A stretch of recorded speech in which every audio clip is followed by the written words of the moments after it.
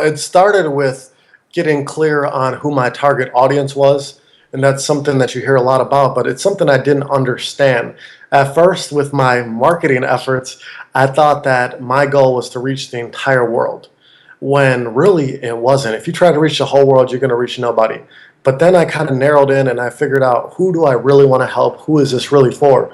And for me, that happened to be the family man. For me, it was just somebody that I was passionate about helping. I knew what they were going through. I was experiencing what they were going through. So I wanted to help the family man. So my everything that I wrote, the content, the marketing efforts, everything got specific towards the family man. I wasn't trying to reach the whole world. Once I got clear about that, then it was, okay, where do I reach the family man and how do I reach him? I had a website that got 10 people a day viewing it. And so I knew that was not going to do it. If I was going to do anything, I had to have some traffic. So the one thing that I saw that had worked really well, and it still works to this day, was guest posting. So you write an article for a site that's larger than yours. They give you 2 links back to your website, 1 link back to a social media site. And for me, I started looking to people that are talking to the family man and ones that were doing it well. And I started simply by commenting on their blogs because I loved their content. And I thought, man, what if I could write for them? So I didn't know anything about guest posting or reaching out to other bloggers or anything like that. So I simply wrote the post. I wrote the entire post. I emailed that blogger and I said, hey, you know who I am. You know I'm a fan. I wrote this. I think it'd fit with your audience. I'd be honored if you run this. Some What of them. blog was it? The very first place that I guest posted was for 48days.com, and that's Dan Miller's website. He's the New York Times bestselling author of 48 Days to the Work You Love. And so I reached out to him. He was gracious. He gave me some tips on improving the post. I improved it, and he ran it. He's got an email list of over 200,000 people. So getting that blog, that guest post on that site gave me a ton of exposure. It brought me, it was like 536 email subscribers when that post went live. It was tens of thousands of visitors. And so that was the first one. That's really how I got a little bit of traffic. But from there, I went on. My second guest post was to a guy named Michael Hyatt. And Michael Hyatt is the former CEO of Thomas Nelson Book Publishers, the 6th largest publishing company in the world.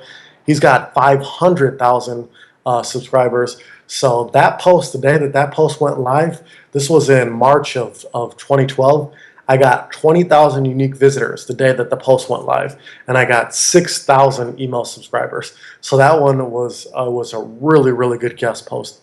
And then from there, I went on to guest post for pretty much all my heroes and people that were talking to my audience. Guys like John Acuff, Jeff Goins, and Dan Miller, and I was on Entrepreneur on Fire. That really helped. And guest posting, I've done over, I want to say it's 45 guest posts at this point. And then to even step up, this is flash forward here in the future. As I told PJ right before we got on, my first article just went live for the Huffington Post. And when I looked last night, or when I looked this morning at my analytics from last night, I had 10,000 unique visitors just from that post on the Huffington Post. So getting your articles featured on a website that has larger traffic than yours, that's definitely a killer way. If you have no audience, that's a killer way to build an audience very quickly. So how do you reach out to someone and just, I'm sure thousands of people reach out to them, right? Like, I know a lot of the people you're talking about, but how did you do it in terms of getting their attention enough for them to feature your post? Like you said, you didn't necessarily have a very strong background at the time. You weren't well known.